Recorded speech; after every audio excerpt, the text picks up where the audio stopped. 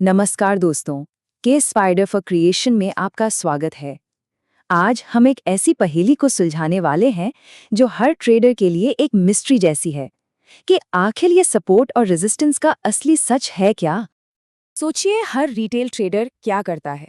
Chart पर lines draw करता है और मान लेता है कि बस यही है सपोर्ट और यही है रेजिस्टेंस। लेकिन असली कहानी कुछ और ही है। असल में ऑपरेटर्स और स्मार्ट मनी इन्हीं लेवल्स का, आपके बनाए हुए लेवल्स का एक जाल की तरह इस्तेमाल करते हैं। कभी कभी ये लेवल्स पूरी तरह से फेक होते हैं और कभी ये बस एक लिक्विडिटी ट्रैप बन जाते हैं। तो इस एपिसोड में हम यही डिकोड करेंगे। हम एआई की आंखों से देखेंगे कि असली और नकली लेवल्स में आखिर फर्क क्या है और इन्हें पहचाना कैसे जाए। क्योंकि याद रखिए, के स्पाइडर फॉर क्रिएशन का मकसद हमेशा से एक ही रहा है, रिटेल ट्रेडर्स को एआई पावर्ड एजुकेशन के जरिए सेफ रखना। ओके, तो आज हम क्या क्या कवर करने वाले हैं? पहले हम सपोर्ट और रेजिस्टेंस के मिथ को बस्ट करेंगे, फिर ऑपरेटर्स के साइकोलॉजिकल ट्रैप को समझेंगे, उसके बाद हम फेक लेवल्स को डिकोड करना सीखेंगे और असली लेवल्स की एनाटॉमी को भी जानेंगे। फिर देखेंगे कि एआई इसमें कैसे हमारी मदद करता है और एंड में आपके लिए एक एंटी ट्रैप प्लेबुक भी तैयार है। तो चलिए शुरू करते हैं, सीधे पॉइंट पर आते हैं। सबसे पहले उस सबसे बड़े मिथक को तोड़ते हैं जो सपोर्ट और रेजिस्टेंस के बारे में फैला हुआ है और जिसमें ज्यादातर लोग आंख बंद करके विश्वास कर लेते हैं। देखिए, एक रिटेल ट्रेडर की दुनिया ना बड़ी सिंपल होती है। चार्ट पर 2-3 पॉइंट्स को जोड़ा, एक लाइन खींची और बस उसको एकदम आखिरी सच मान लिया। लेकिन पता है, यही सिंप्लिसिटी, यही सादगी उन्हें सबसे ज्यादा कमजोर बनाती है। क्योंकि दूसरी तरफ है ऑपरेटर, और उसके लिए ये कोई लाइन वाइन नहीं है, बिल्कुल नहीं। उसके लिए ये एक पूरा का पूरा लिक्विडिटी जोन है, एक ऐसा एरिया जहां उसको पता है कि रिटेल ट्रेडर्स के स्टॉप लॉस लगे हुए हैं और बस वहीं पर वो मार्केट को मैनिपुलेट करने का खेल खेलता है। तो अब आते हैं साइकोलॉजी पर। आखिर ऑपरेटर इस साइकोलॉजी का फायदा उठाकर एक जाल बुनता कैसे है, चलिए इसको समझते हैं।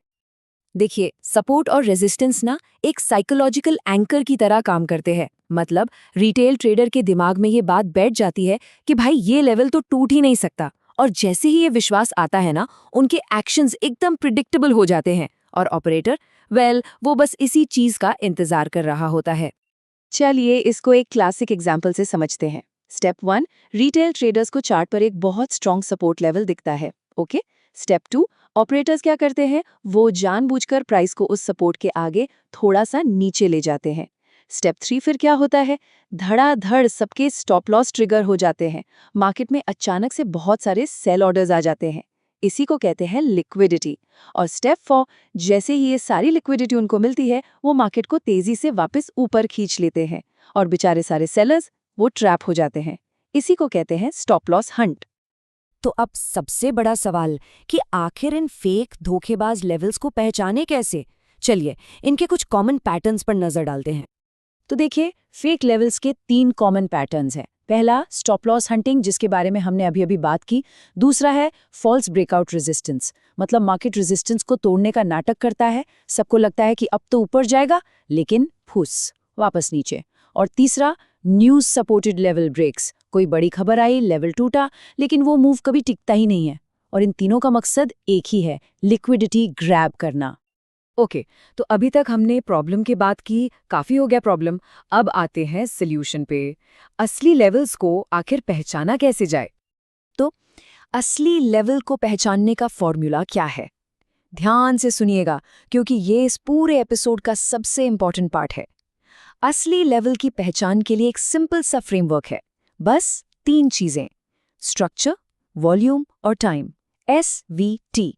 जब ये तीनों चीजें एक साथ हाँ बोलें, तभी और सिर्फ तभी वो लेवल भरोसे के लायक है। अब इस टेबल को देखिए, ये सारी कहानी साफ कर देगा। चलिए एक एक करके देखते हैं। स्ट्रक्चर, फेक लेवल पर कुछ खास बदलाव नहीं होता, लेकिन एक रियल लेवल एक क्लियर स्ट्रक्चरल शिफ्ट दिखाता है। अब आते हैं वॉल्यूम पर। फेक लेवल में वॉल्यूम एकदम से एक ही कैंडल में स्पाइक करता है, जबकि रियल लेवल पर वॉल्यूम धीरे धीरे कई कैंडल्स में डिस्ट्रीब्यूट होता है। और आखिर में टाइम, फेक लेवल वो तो बस एक झटका होता है, अनप्रूवन, लेकिन एक रियल लेवल वो कई ट्रेडिंग सेशंस में टाइम के साथ खुद को साबित करता है। इसका एक परफेक्ट एग्जाम्पल देखते हैं। बैंक निफ्टी एक रेजिस्टेंस लेवल पर था, उसने 1 दिन नहीं, 2 दिन नहीं, पूरे 3 दिन तक उस लेवल को टेस्ट किया। हर बार प्राइस वहां से रिजेक्ट हुई और वॉल्यूम वो भी कंसिस्टेंट था। तो यहाँ क्या हुआ? स्ट्रक्चर भी कंफर्म हुआ, वॉल्यूम भी कंफर्म हुआ और टाइम ने भी स्टैंप लगा दिया। ये एक टेक्स्ट बुक एग्जाम्पल था एक रियल रेजिस्टेंस का, कोई ट्रैप नहीं। और अब आती है असली गेम चेंजर की बारी, एआई। सोचने वाली बात है कि इस पूरे एसवीटी फ्रेमवर्क को अप्लाई करने का सबसे बेहतरीन तरीका क्या है? एआई। क्यों? क्योंकि एआई के पास इमोशंस नहीं होते। हमारा जो के स्पाइडर फॉर क्रिएशन का एआई है वो यही लॉजिकल चेक्स करता है। टिक बॉक्स 1, क्या लेवल पर अब नॉर्मल वॉल्यूम है? टिक बॉक्स 2, क्या मार्केट का स्ट्रक्चर चेंज हुआ है? टिक बॉक्स 3, क्या ये लेवल टाइम के साथ सस्टेन कर रहा है? जब इन सारे सवालों का जवाब येस में मिलता है तभी एआई उस लेवल को रियल मानता है और उसकी प्रोबेबिलिटी कैलकुलेट करके देता है। और दोस्तों, यही है एआई का सबसे बड़ा एडवांटेज। एक इंसान वो इमोशंस में आ सकता है, डर में, लालच में गलत डिसीजन ले सकता है, लेकिन एआई सिर्फ डेटा, प्रोबेबिलिटी और लॉजिक पर चलता है। वो उन सारे इमोशनल बायसेस को सिस्टम से ही बाहर कर देता है जो अक्सर ट्रेडर्स के ट्रैप होने की वजह बनते हैं।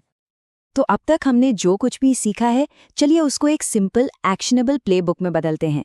कुछ ऐसे नियम जिन्हें आपको फॉलो करना ही करना है।